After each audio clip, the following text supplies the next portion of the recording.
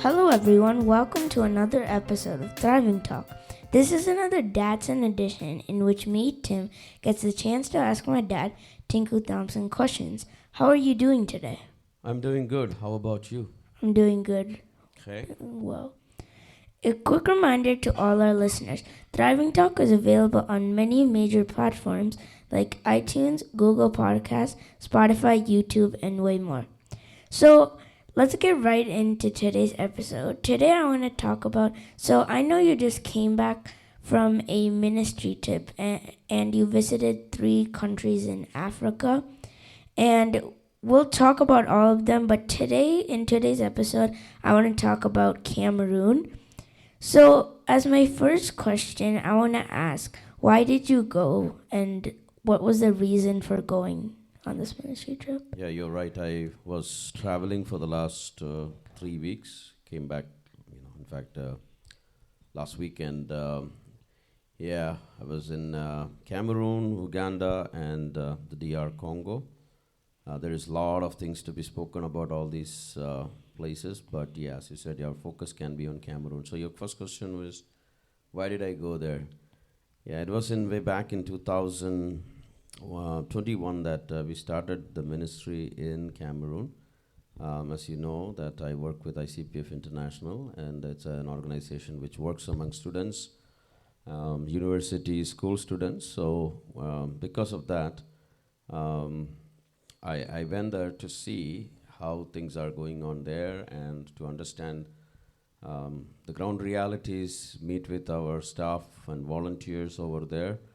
And yeah, we normally go when we start some work in some place, but because of COVID restrictions, and then I also was not well, so we could not go. So as I regained my strength, I always wanted to go, and then I felt like that maybe this is a good time to go. So as a team, 3 of us went, and yes, Cameroon was our first destination. So we was basically were in Yaoundé, the capital city of the country, and yeah, so just was there for almost 7-8 days, and it was a blessed time. So, what are some of the main things you did there? Main things. Yeah, I will say that it was a long flight. So I went to Dallas, and from there went to Istanbul, from there to Cameroon. So it was a long flight, and once there, we went to some churches. I got the first opportunity to speak in Africa on the first Sunday in a church. And then we had staff training or volunteer staff training. I think 4 days we had. Then there was pastors meeting. Then there was, I think, some youth meeting. There was strategy meetings. So there were many things. We visited many schools, and where our program is going on. So by the way, let me also share this. So back in 2020, I heard that there was an incident where a third grader stabbed a second grader. So around that time, along with some others, we came up with a program called as Thrive. And Thrive has it's a curriculum with some lessons on practical life and practical topics. So we developed that, and what happened is, as time went by, we completed that, and that was implemented in Cameroon. So this was going on in many schools. This is taught in many schools. It's a curriculum which is developed to teach moral and ethical aspects of life, good morality, good ethical standards, based on the teachings of the great teacher, Lord Jesus Christ. So, and from biblical basis. So that's running in many schools. So I got the chance to hear from some of the headmasters or the principals of these schools about how that program is making an impact. So yeah, there were many things which happened over there. Met many people also, so So it was a very blessed time. So those were some of the highlights of what we did over there. What did you learn about their culture there, or what did you notice about the different things they do there? Or what is Yeah, some different things they yeah, do? there are many things. First of all, on the bad side, I would say the roads are not that great, at least Yeah. where I went. So that was a challenge. But then it's much warmer weather too, and then electricity is not there all the time, which is not a unique problem there. In most of the places, that's the case. So we were staying in a place where they had generator, and so if the electricity goes, there is no water, and there is it's hot. But if they start the generator, then you will have water. So it was very interesting because normally I have seen, okay, if the electricity goes, water should not stop. But here, you had a problem that there is no water. Um, well, that's leaving that aside. When you talk about the culture, a lot of taxis on two-wheelers, like the bikes, not the bikes in the US, but the motorbikes. So that's a taxi over there. So you will see a lot of them in the roads. So it's just two people. Two people or three people. They take two people, but it's faster than going on a car. Yeah. I didn't get a chance to get on a two-wheeler taxi, but normally if a car takes about 40-45 minutes, a taxi or a two-wheeler can zip through the traffic and take you there in 10 to 15 minutes. So a lot of people use that, and it's cheaper too. So that's another thing we saw. And then, of course, when you talk about the church, people dance a lot, which is very typical in African churches. But there was it's different. A lot of good people I met, very very sincere. Lot of needs over that place, and a lot of children who are impacted by the war going on in the northern side. So I went to one school where pretty much all the children who are there come from that type of a background. So that was a interesting thing to see. So altogether, a lot of good memories, a lot of good highlights over there. And my favorite thing is, as I said, there is this Thrive program going on in many schools. So pretty much every school we went, we got very good feedback about how that is helping students, helping them. But I was in one school particularly where the principal of the school, by the way, I mentioned that in my last week's newsletter also, where it says that, the principal actually says that for the last 2 years since this program started, the crime rate or the indiscipline rate has come down. And normally, he said he suspends about 20 to 25 students every year, but this year he has not suspended even one. And he thinks that the program like Thrive is really helping students, and it is really helping with the discipline aspect also.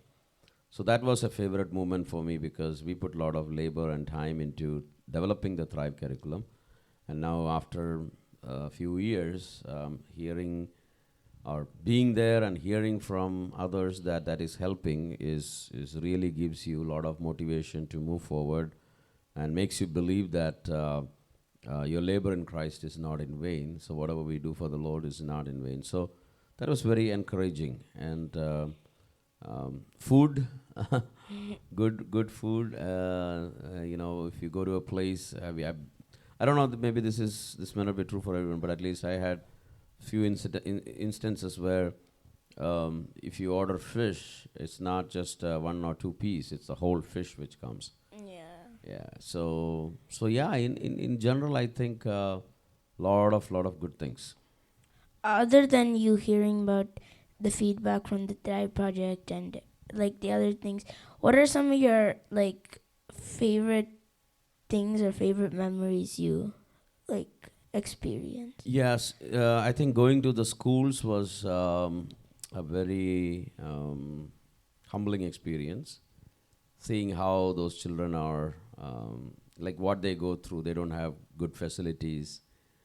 Other thing I wanted to just mention is, I have posted some videos on our YouTube channel too. of these kids singing. At least I think there are 3 videos of that, and that's all very very touching how they do that. Then one interesting factor I want to just tell is when I was talking to people, they don't eat 3 times a day. Normally they eat once or twice maximum, Okay. which is different, and it's not because they Like, they yeah, it's because they cannot afford that much. Yeah, that's what I felt like, are they like saving, conserving food? not saving, conserving food is they don't have the money to eat 3 times, 4 times. Yeah. So we should be thankful for the fact that God has given us food to eat. Yeah, so that's another thing.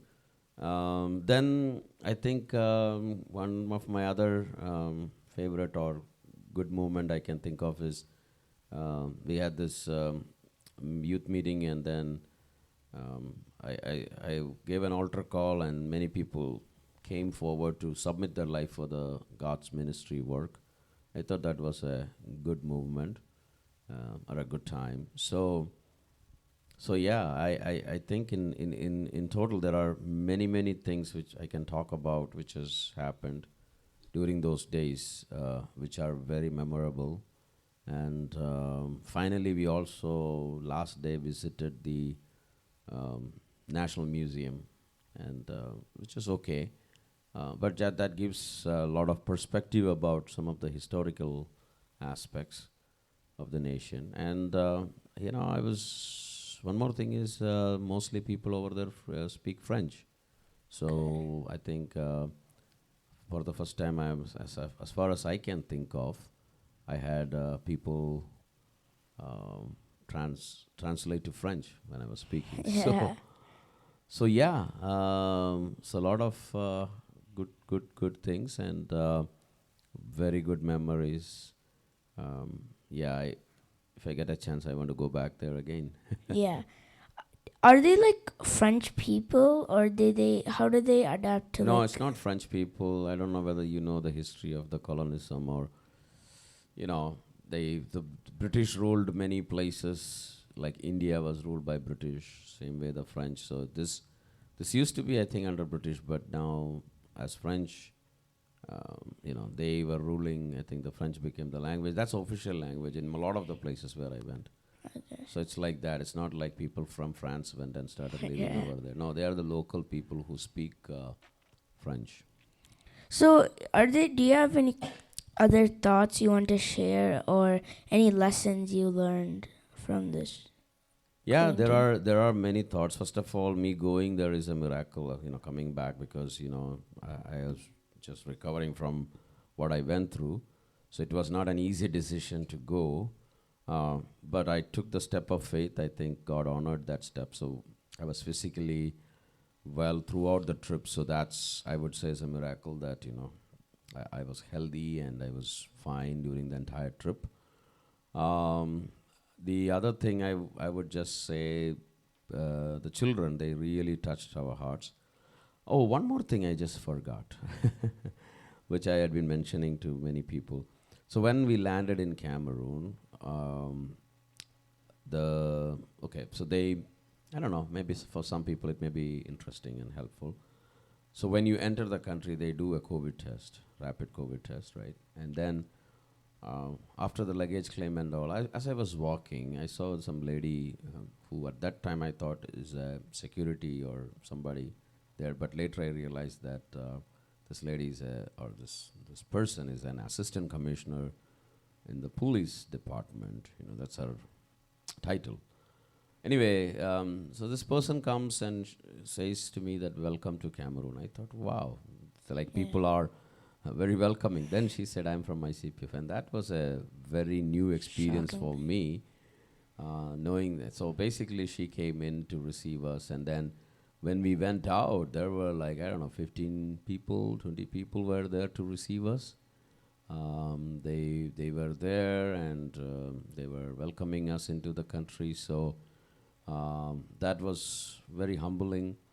And then throughout our stay, people were very nice, and they were bringing food for us at the right time, and We were going, and yeah, it was awesome a time over there. Actually, one more interesting factor is we also went to eat at an Indian restaurant over there, Oh, which was good actually.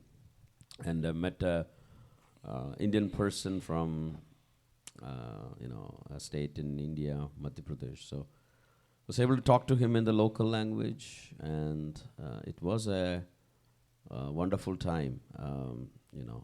In many aspects. So yeah, very fruitful time, and we have decided to expand and start work in the other areas, like for example, in universities, in more schools.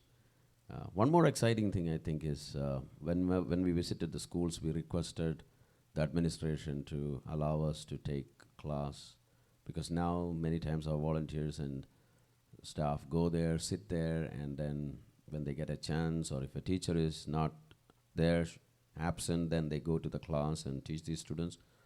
So most of them agreed to add this program as part of their curriculum for next year. So that is exciting, because then these people will get dedicated time to spend with the children and teach them. so it's like official and like.